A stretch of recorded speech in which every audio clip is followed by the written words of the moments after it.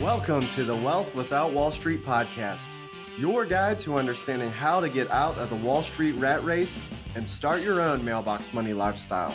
Now, don't let these handsome Southern draws fool you. These financial minds are teaching our country to enhance savings, increase cash flow, and create passive income, all without the help of Wall Street. Are you ready to break through? Now here are your hosts, Russ Morgan and Joey Murray. Welcome. This is the Wealth Without Wall Street podcast. Your host, Joey the Italian Stallion Murray, joined as always by Russ, the Idea Guy Morgan. Okay, Russ, these are trying times. Like, we had to do our off-site meeting with our team literally through Zoom this week. That was a new one for me. Well, I think we're learning and adapting, right? As you're sitting here listening to this, you're probably doing it from your home office. Most likely you're not on the road like you normally are listening to our podcast. And as leaders, as entrepreneurs, we've constantly need to be innovating and creating new ways to move with where the world's going. And that was no different for us. Yeah, but I want to give you I'm going to give you a plug here, Russ. Hats off to you, because you had the wherewithal to think about really how to encourage our team during this time. And wait a second. Did you just say hats off to me? I did.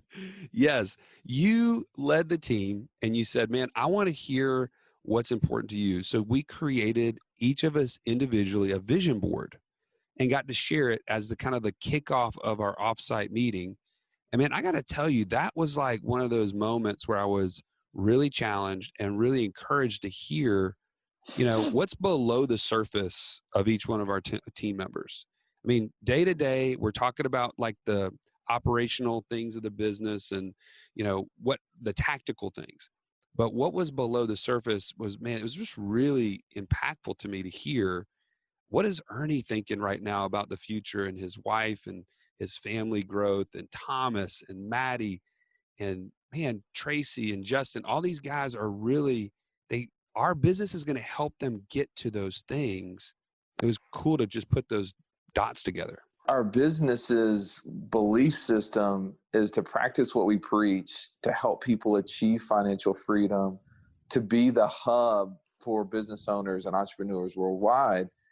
But at the same time, it's like, if we would be failing as leaders, as business owners, is if our team didn't achieve their ultimate purpose. So as you're listening to today's podcast, I really want to challenge you to think through, what is your purpose? What is your purpose for yourself? What is the purpose for your family? What is the purpose for your team members? How will you measure success? How will you have satisfaction and significance? And if you can't put it out there like we did, maybe it's literally creating a vision board to help you do that. Sitting down with your team, having them do that, and trying to figure out, how will we measure that success? How will we get there? Because the last thing I would want is for anyone to get to their quote unquote retirement, and they look back and they say, man, what was my life for? What was really the purpose of it? And that's what I love about this week's interview with Shawn Lovejoy. He's the CEO of Courage to Lead. He's written numerous books. This is the guy that you want continuously in your ear, because he's sharing with you actionable things to be present, to be constantly putting the vision out in front of you of who you want to become. As Russ was talking about, the purpose and significance that you're seeking, even right now. I mean, we did this interview with Shawn before the whole COVID crisis breakout, but it's so applicable to today, because now more than ever, your team at home desperately needs your leadership. Your team at work desperately needs your leadership. And this is the time to invest in yourself and to invest in them. And so, man, I had so many good takeaways from Shawn. I think you're going to be encouraged as we were. Let's go ahead and dive into this week's episode with Shawn Lovejoy. All right, Russ, we're talking about how we need more time freedom. We want to stop trading time for money. We want to tell our daughter, no, I don't have to go to work today. What's standing in our way? Bro, I can tell you this, it's not need, it's want. I absolutely want to say, yes, sweetie, I can stay home. I don't have to be there. But the thing is, I have to take control. If you're like me, you want to take control right now, go to freecall.wealthwithoutwallstreet.com. Jump on a 15-minute call with one of our coaches, and they will walk you through a path that'll help you take the first step into being able to answer that question for the rest of your life, that no, I don't have to go, because I have created time freedom through creating a process and a system that can get me there and get me there faster. Welcome to the show. We have the distinct privilege of having Shawn Lovejoy in the studio, in the flesh, right here with us. Man, thanks for being here. Great to be here with you guys, man. Well, Shawn, it is an episode today that I think I am going to get a lot out of, because I struggle as a leader, both at home and in the office space. And I know that's no shock to you, Joey. I was going to say I could speak personally to the office one, the office piece. But yeah, but I won't. I won't do that. There's a fine struggle, maybe. Yeah, there's an old saying out there that Eisenhower, during the war, was trying to teach his generals exactly how a leader leads. And he says it's like a string. You can't get behind the string and try to push it, right? All it's going to do is bunch up. You got to get in front and pull. I'm better at pushing than I am pulling. So today's going to be a great lesson for us. But as we're listening to you and we're talking today about entrepreneurship and leading, we have to lead well. But sometimes that starts with leading at home. And so I'm going to take you back to a moment in time where you're lying in bed next to your wife, Tricia, and you asked her a question about how are things going. And she gave you a response that I don't think you were quite ready for. So take us to that moment and let's talk about what was going on at that time of your life. Yeah, so I've led teams of various sizes, over the years, both in the ministry and the marketplace. You guys know part of my story. And I tell leaders today, in our coaching, that the most difficult person you will ever lead, is in the shower with you every day. Yeah. It's you. Oh, I thought you were talking about my 7-year-old. Not every day. Hopefully not every day. It's you. And I found that true to be myself. I was a successful real estate developer, then felt like God was calling me into vocational ministry, started a church when I was 28, totally unequipped to do. I knew how to preach, but nothing else really. And the church took off pretty rapidly.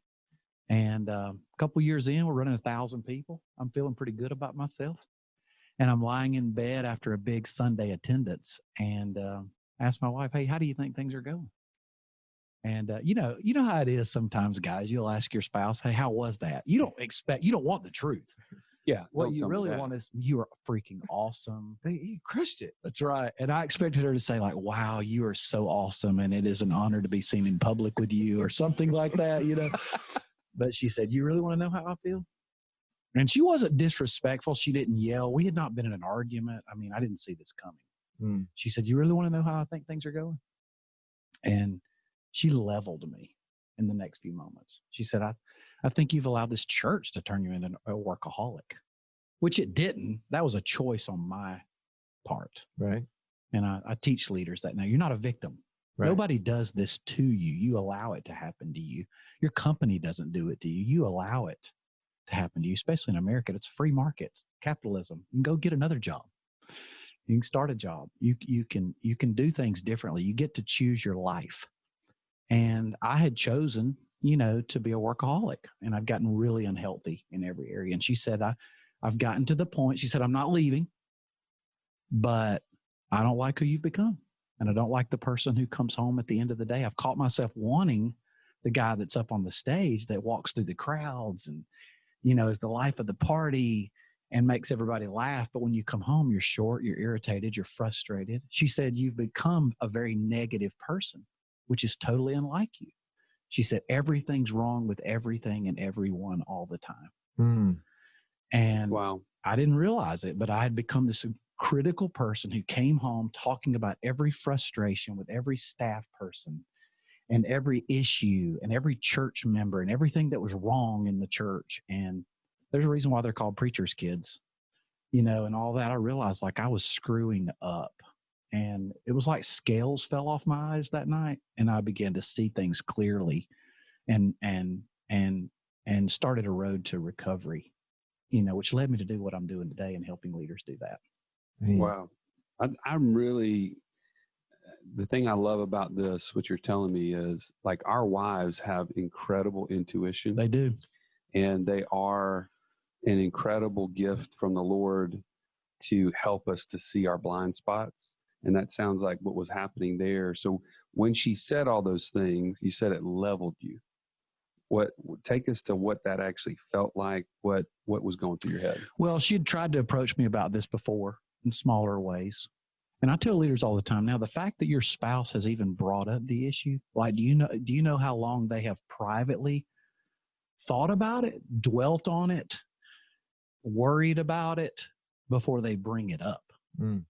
If they've ever vocalized it, that is a huge red flag because it took a lot of courage. How much courage does it take to point out a fault in your spouse's life? You know what I'm saying? Because that could go badly. Sure. Just bringing up the subject. So the fact that they've ever so she had brought it up 2 or 3 different times to me, and I was clueless. And I'd be defensive about it. And of course, in my position back then, I could blame it on God and doing God's work. Right. And all of that. And, but this time it was just different. I can't even explain it. It was spiritual in nature. This time I didn't get defensive. I tell leaders all the time, if someone tries to point out a blind spot in your life and you get defensive, you just shut down your best opportunity to get better. Right. And I had done that. I just, it's good. We're good. It's going to be okay. We're important thing. It's just a phase. It's just it's going to go away. This is necessary right now. It's a season. And that season had become a lifestyle. So what do you see in all the coaching that you've been doing? So you've been working in this area for a long, long time. You mentioned that, early on that you were a real estate investor that then planted a church that became a mega church. And now you're leading people, so as you're looking at leaders, what do you think leads them to the point to where they're experiencing this? Because Tricia pointed it out in you, but whether or not your spouse has told you, Joey, or me, or as you're listening to this podcast, the same thing, it exists. Yeah. Because as entrepreneurs, we drive hard. Yeah. Really, really hard. So this is something that is very common. What do you think leads us to that point? So I say in my book, Measuring Success, our greatest assets, if left unchecked, can become our greatest liabilities. So having drive and ambition, man, I think those are holy attributes. I think they're great attributes. I want my children to have drive. Right. I'm questioning a couple of them on that right now, with 3 teenagers. Right. I want them to have some drive and some ambition. I want them to want to be the best and do everything with excellence. And that's a very good thing. Right. But if not kept in check, that drive can lead to drivenness, and being busy can lead to busyness, and work can turn into workaholism. All of this, there's a dark side of the force. The force is a good thing, right? But there can be that force can be wielded wrongly, and so the question is, what is driving us? Why do I want it to grow? Why do I want it to be bigger? What is my goal here? And one of the biggest lies from hell I had believed is, man, when we get to here, then I'll be happy. Ooh, now that's a point I think we all can relate to. What is the end goal? Do we even have that end goal?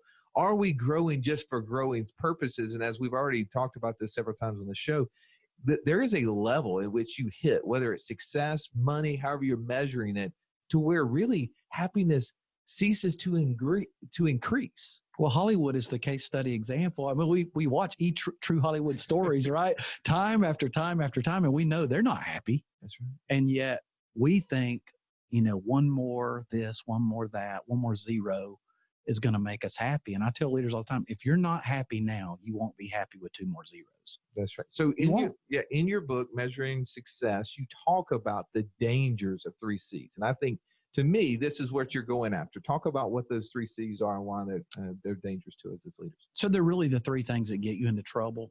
I think they're evidences of insecurity. I think insecurity is what drives, a lot of us in our desire to be, quote, successful. Comparison. Like, for example, when I was 28, we started our church before Facebook, Twitter, and Instagram existed. So, man, a couple of years in, we're running 1,000 people. I thought we were the fastest growing church in human history. That was twice as large as my church I grew up in, and it was 150 years old. I thought I was the man. That's right. But these guys now, man, even if they're running 1,000 after 2 years, we're here in Birmingham with the big Church of the Highlands. They run a 50,000. Right. All of a sudden, what you're doing is nothing. So you tend to compare yourself to other people. And that's not just true in the ministry. Obviously, it's very true in the marketplace. Social media, it has a very dark side to it. And I can be very successful and yet compare myself to other people, and it just ruins me. And then so we compare, we don't feel like we're keeping up, we measure up, so we start copying other people. I think there's too many copycats and counterfeit leaders out there who are trying to just do what somebody else has done, and it doesn't work, unless you've got their exact gift mix and story. I mean, you guys, I know you're part of your story. You guys have an amazing story that have put you where you are. People can't replicate your story. Right. And do exactly what you've done. It will look differently for everybody. It's supposed to, I think. But there's a tendency to want to rip everybody off rather than learn from someone, eat the fish and spit out the bones, I call it. And then, of course, if that doesn't make us happy, we start condemning and criticizing, other leaders to make us feel better about ourselves. That really bothers me. You run down the competition every time you get a shot, say something negative about them, or run down another leader to make yourself feel better. Right. Step on somebody else's shoulders to be up higher. Yeah. To make yourself feel better, to justify, your lack of success or breakthrough. And really, they're all signs of insecure leadership. I'm not secure in who I am and who I'm made to be and what I'm called to do, which is unique to what you're called to do. But coming to that conclusion, man, gives a profound sense of freedom. Like, I'm not called to run Russ and Joey's race. Right. It's going to look different for me. And I love the way you said that in the book, talking about success, and that success is different for everybody, and that you're not responsible for everybody else's success, and even the success of the people on your team, in the fact that they have to run their race too. We're called to lead them, but also the successes that they have. Because I get frustrated sometimes. I'll be honest. Like, Joey and I will get on the phone with somebody, we'll be working, and I see the opportunities. I see the immense potential, but sometimes it's not met, right? That's right. And that can be frustrating sometimes as a leader, can it? Absolutely, it can. Absolutely can. And we're all called to run a different race. But coming to that conclusion on yourself is, man, that's a journey. Yeah. So let's talk about that journey. So as you step alongside these leaders and you're helping them and you're giving them, I love the name of your company, Courage to Lead. You're helping them find those little things that they need. And sometimes people will refer to, and Joey and I have said on this podcast several times, we need to find that work-life balance. But I was reading in your book that you don't necessarily agree with that. So let's talk about that. Why don't you believe in balance? Yeah, so I don't think, I like to say I don't think balance is biblical or beneficial, either one. I don't even think it's possible. I don't think I've ever met a balanced person. I've never, balance is that idea of giving equal energy and attention to multiple things at the same time. I don't know anybody that does that well.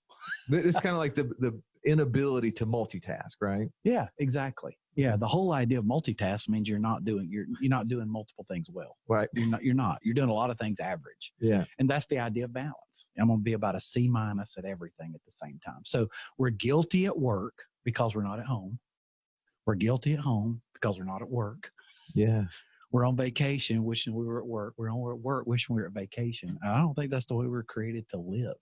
We're supposed to, in ancient days, they worked 12 hours a day for the daylight hours, and they didn't have Netflix. So when it got dark, they went to bed, and so they worked 12 hours a day, 6 days a week. That's a 72-hour work week. We actually invented the 40-hour work week.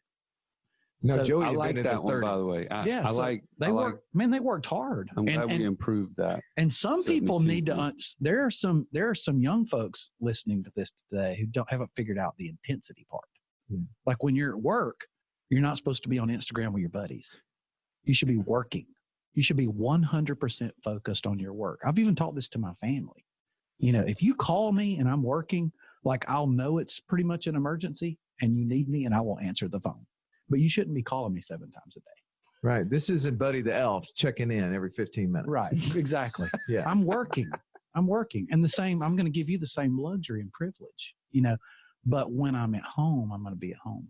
When they were working, they were working. When they were resting, they were resting. And they had 6 days of intensity, 12-hour work days. But they were so serious about breaking that intense rhythm. The 7th day, they were so serious about the Sabbath, they called it, that they wouldn't even cook their own food that day. And so I think that the seasons of the year, harvest and sowing and fall and spring and growth and reaping and all of those things, I think points to the fact that we're to live life in rhythm, seasons of intensity followed by seasons of rest. And I could look back over this company, by the way, last several years, and I could see your growth chart. I could look at your revenue numbers month by month and say, here is when you need to lean inside and realize this is probably always going to be an intense season in our business annually, but you can't run at that pace all year long. There's usually some natural opportunities to grab some rest in there too. So you should have a daily finish line, a weekly finish line. There should be quarterly finish lines, annual finish lines where we rest. We cease striving. That's what the word Sabbath means. And we don't run intense all the time. And science is proving we're actually better after we rest. But it makes sense to me. I mean, you think about brands like Chick-fil-A and others that have totally said, you know what, we're not going to work on Sunday. And they have it's the opposite effect of Hobby what Lobby's people would another think. one, retail. Exactly. So, but then you see the others that they're like, well, we're just not hitting our numbers. We need to open up on Sunday. And what happens? It doesn't increase. It doesn't help. Right. The underlying issue maybe that was hurting them. They just think, well, we just have to work harder. And on an entrepreneurial level, well, maybe I just need to start working on Sundays. Yeah. Same is true. Yeah. And then you're exhausted and literally the creative side of your brain depletes fastest. It depletes first. The practical side of your brain depletes more slowly. The creative side of your brain depletes more rapidly. So when you don't have a weekly finish line, a daily finish line, seasonal finish lines, you're literally dumbing down the creative juices of the entire organization. How powerful is that? It's powerful enough that I send Russ out of here by lunchtime every day.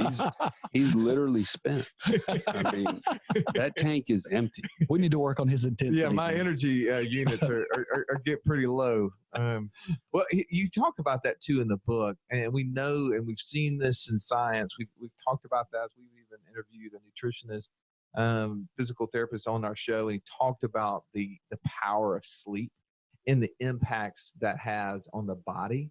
You talk about the vitality of someone's health and how that impacts them as a leader. Share a little bit of that with us. Yeah, so it just lends into that idea that the most difficult person you'll ever lead is yourself. So we call it nurturing your vitality. To nurture is to pay attention to, be diligent about. And then vitality, of course, is life, your health. So you've got these emotional gauges, you've got relational gauges, you've got spiritual gauges. You can't redline them all the time. So you've got to nurture your vitality relationally. Let's take marriage, for example. Let's be honest, most days you go home, you are tired.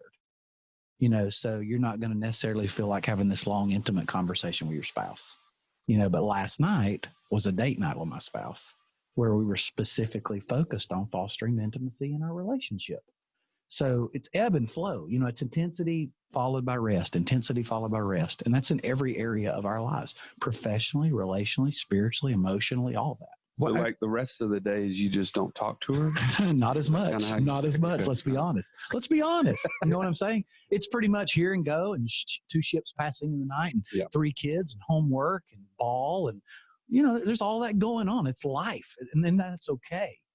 But then I've got to have time when I am 100% focused on being husband. One of the things my wife said to me 20 years ago that I recovered from, she said, you walk in the door every day and me and the kids run to the door and you're still on your phone. You've just changed locations of work. So I made a commitment to her 20 years ago. I said, I will never walk in the door again at the end of the day, still on my cell phone. So how long do you stay in the garage? Sometimes a while. Sometimes I have to circle the neighborhood a couple of times, Absolutely. But when I go home, when I'm at work, I'm at work. Yeah. When I'm at home, I'm home. When I'm working, I'm working. Yeah. Being present. So I talk about success as being where your feet are. Yeah. And it's being loved and respected by those closest to you. And I had to learn that the hard way. Well, one of the things, just from a practical application, as you're listening to this, I want you to know that I'm convicted by everything Shawn's telling us today. But also, I was sitting there reading through your book, and you mentioned something. I'd heard this a long time ago, and I haven't practically applied it. But I do see the value in putting our kids and our spouses in our calendars, putting them in there first. Because if you say to your spouse, hey, look, I've got this night designated for you and I'm going to be present. We're going to go do this, whatever that is. And they know it. I think that will probably give you grace in those days when you come home and you're not as engaged, right? Because I know my wife loves to know exactly what's going to happen, but I'm vague. I'm go with the flow, whatever is going to happen. Now, I'm a quick start, really bad on implementation. But if I did that, if I implemented a process to put it in my calendar, I feel like I could, one, get her on board, but two, I would follow through much easier because I don't have to think about it. How have you seen that play out? Yeah, I call it the power of the gold at the end of the rainbow. What makes the pursuit of the rainbow worth it? The gold at the end. Yeah. So when it is intense during the week and things are crazy and I miss my wife and maybe she misses me and we're not having all this great conversation, she knows a date night's coming, and there's power in that. There's knowing it's coming. And I've learned that now. I learned that personally years ago, like having that vacation on the calendar for my family at the end of an intense season at work and talking about that all the time to my kids. We're filming this in February. This will be shown in March, something like that. We're going to Disney World in May. Guess what I'm talking about all the time right now? We've got a conference coming up in a few weeks. You guys know that. But I've already got a vacation to Disney World on the calendar, and I'm talking about that all the time with my kids right now. So they know it's really intense right now, but it's not going to be this way forever. Right. And what people in your organization fear is not that it's intense today. They fear like, this is always going to be this way. Yeah. It's never ending. This is never going to end. Yeah. We're trapped. We can't get off this treadmill. And that's what your spouse is afraid of. Your kids are afraid of. Your staff is afraid of. And if you don't demonstrate an ability to get off that thing, I think you start losing good people. Yeah. You start losing good relationships. You can lose a good marriage. Yeah. Lose kids, all that stuff. And by the grace of God, that could have been me, I think, 20 years ago. Well, and it's actually very clear what we've heard this several times.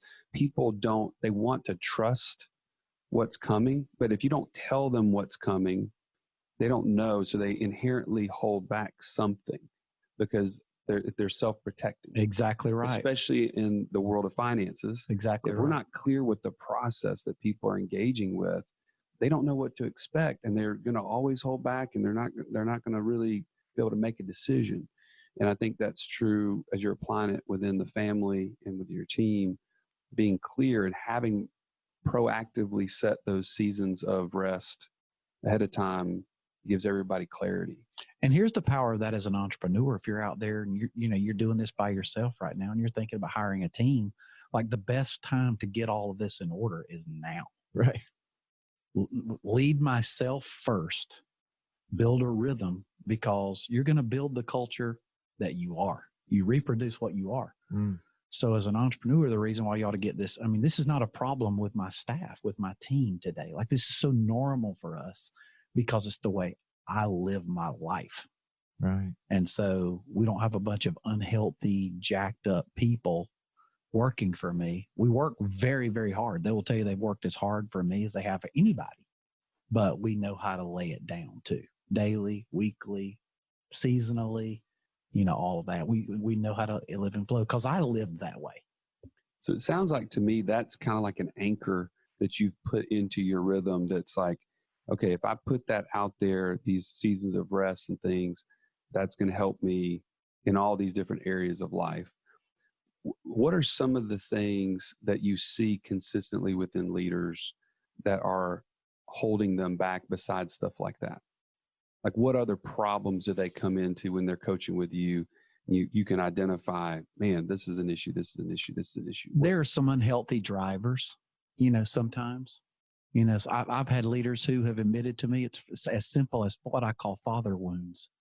Like, my dad never affirmed me, never told me he was proud of me. So I've been trying to get everybody to be proud of me ever since. Looking for significance. Significant status, importance, notoriety. If we're honest, that can get in all of us. We want to be noticed. We want to be approved. We want to be affirmed. And once again, not all of that's dangerous, but if that becomes a driver for your life, then you live for the applause of men, Right. Rather than just running your own race and being comfortable in your own skin. So that's one of the common issues that I see. The other is just, not paying attention to the fact that life is a marathon. Yeah. And there's no such thing as an overnight success. And we live in a microwave world where everybody wants overnight success. It looks like on everybody's fake Facebook life that they're accomplishing overnight success. So we just try to accomplish too much too quickly rather than just investing in the long run and the long game. Oh, we say that all the time. And what we do, that this is a marathon. This is a life game. Yeah. It is not a sprint, and it doesn't matter what we do. It's going to have to run a course. And sprints, I used to play sports, and I was pretty fast, but I couldn't run fast for long. Me the same way. I would stop, and I would could take most people 40 yards, but not 400 meters. That's right. So, so as you see this playing out over these leaders' lives, if they don't achieve this rhythm, if they don't achieve this vitality, where do they end up? Well, I feel most successful when I'm successful personally. When I'm no matter how successful I am professionally, if I don't feel successful at home, I still feel like a loser. Anybody else in the room? Yeah. Oh. So I have just learned that success is being loved and respected by those closest to you. It's your family, your friendships, your relationships. And when that is solid, like, there is a confidence, there is a swagger that you take with you to work. And it's also provides safety when you do go home and you've had a bad day and you've had a setback and a hiccup and a speed bump, and knowing that home is a safe place and those relationships are solid and they can encourage you without feeling like that's going to feed your workaholism. Yeah. But my wife was afraid to encourage me because she felt like it would fuel my workaholism. But you would go more. I'd go more. Yeah. Yeah. And well, but why is it then that I'm speaking for men in general, just because I'm not a woman. The lady type A leaders, by the way, if you're listening out there, we've coached a lot of them. There's really not much difference. Yeah. Your type A, big L leader who has a leadership bent and gifting, who ends up being an executive at a company or even a CEO or owner. They're just like us men that are wired that way. This is a leadership issue, not a men or woman issue. But why is it then, when they know something is not right at home, that they don't deal with it?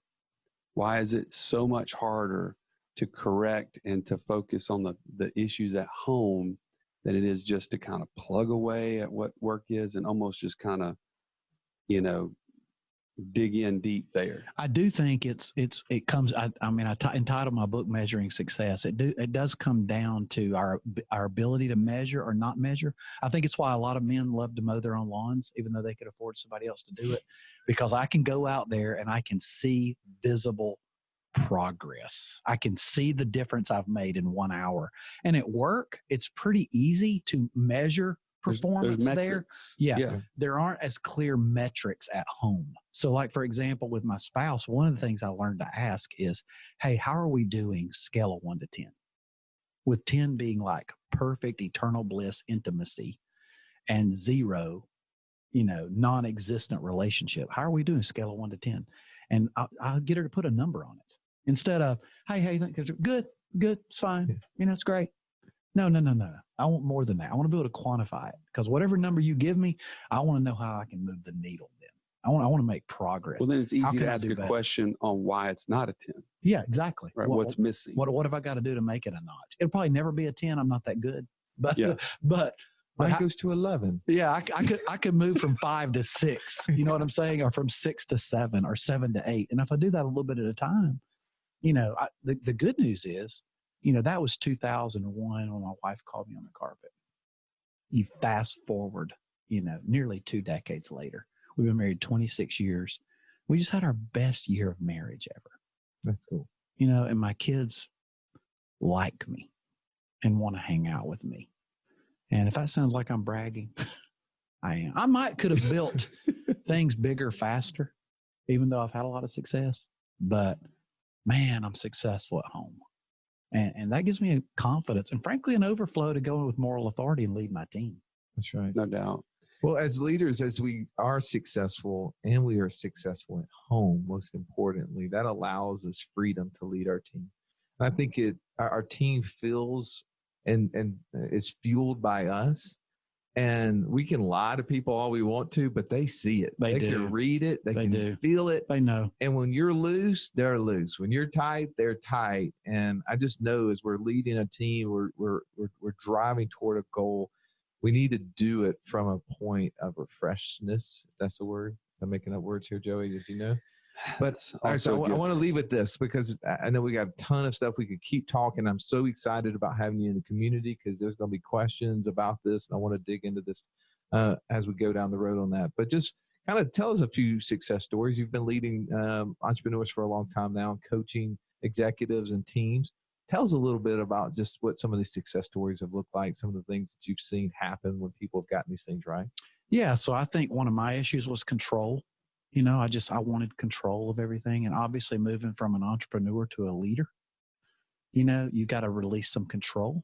You can have control or growth. You can't have both. Yeah. You know, so how do you release control? And we've helped a lot of leaders. You know, we worked with a leader this year whose company had grown from 15 million a year to 70 million a year. He's the CEO, founder and CEO of the company. And he still felt the need to open all of the mail that was coming into the company. Yeah. So when we engaged with him, he said, Shawn, I would literally go on vacation for 5 days and come in. There's 5 stacks of rubber banded mail because I didn't want to miss a single check or invoice. I wanted to look over everything. And we helped him get that out of him. Right. And built, he had 17 direct reports, you know, which were killing him, crushing him. And of course, he was frustrating them. So we helped him restructure his organization, build a leadership team, build a trusted system where the mail got opened and certain components of it were sent up to him and created filters for that. And man, he will tell you today, we probably not only saved his company, but saved his marriage, you know, in the process. His wife was frustrated with him. He couldn't keep up that pace, you know. So we talk a lot about restructuring for growth and peace, because if you've got to know everything, if you've got to be in on everything, like you become the lid. When you start something, you have to do everything. The longer you do everything, you become the lid. The lid, the bottleneck, all of those things can apply. And the great frustrator. So those are the things we try to do with leaders to build systems of health and peace and all that. And I tell leaders, here's the good part of this. If you're honest enough to admit you're not the sharpest knife in the drawer, and you want to surround yourself by people smarter than you and get them handling some of this stuff for you, they won't follow you because you're smarter than them. Yeah. They'll follow you because you're healthier than them. And you're right, they can see it, they can feel it. Mm. Wow. Well, Shawn, I mean, this has been inspiring, challenging, encouraging, all the, I don't know what other adjectives I can come up with. But man, how can people get to know you better outside of, I mean, they're going to see you in the community, going to meet you in there. We got a page set up for them to be able to access as well. Is that right, Russ? Yeah, we did. We definitely set up a page. You can go to wealthwithoutwallstreet.com/courage. And from there, I want to hear about some of the things that we're going to put on that page. So tell us a little bit, Shawn, about the things that people are going to get access to when they go to wealthwithoutwallstreet.com/courage. Well, I'm sure it'll link to our website, couragetolead.com. That's the name of our organization. You know, we help leaders and their teams grow healthier and grow faster. Yeah. I'm all for growth, just not at the expense of health. And healthy things do grow. So what we approach our leadership coaching and consulting is, let's get everything healthier. The culture, the team, the systems. We call those the gears of growth, as you guys know. And so we've got a lot of free content on our site, around that. And of course, our podcast, the Courage to Lead podcast, which you guys have mentored us on a little bit. Well, I don't know about that, but we're excited to be partnering. We're just later to the party. Well, here's the thing that I want to offer. If you're listening to this right now, I want you to take down this. I want you to subscribe, rate, and review this show. Take a screenshot and send it to info@Wealth Without Wall Street. Talk about the Courage to Lead show specifically in that review. Shawn, I'm going to get 5 copies of your book, and we're going to send them to you as you send that to us. So if you'll send us a copy, a screenshot of that review and give us a name and address, we'll make sure we get you a copy of Shawn's book, Measuring Success, which I have found to be very valuable. I need to go back through it a couple more times, clearly. And Joey, I'll mentor you on it down the road, okay? Wouldn't expect anything less, Russ. Well, Shawn, it's really a pleasure. Thanks again for coming on the show and sharing with our listeners. Honored, guys. Thank you for listening, and we'll catch you on the next episode. Joey, if I wanted to be an expert, I'm maybe not an expert, but I still wanted to be knowledgeable on the whole concept of the infinite banking process. And I went to community.wealthwithoutwallstreet.com. I got access for free because that's what you gave me because I'm listening to this podcast. What would I do in there in order to learn more? Simple as pie. Go to the left-hand side, click on courses, and there you can find Infinite Banking 101 and Infinite Banking 201. Can't wait to see you on the inside. That is at community.wealthwithoutwallstreet.com. This has been the Wealth Without Wall Street podcast. Don't forget to subscribe to the show to break free of the Wall Street mindset and begin building wealth on your own terms in places you understand so that your wealth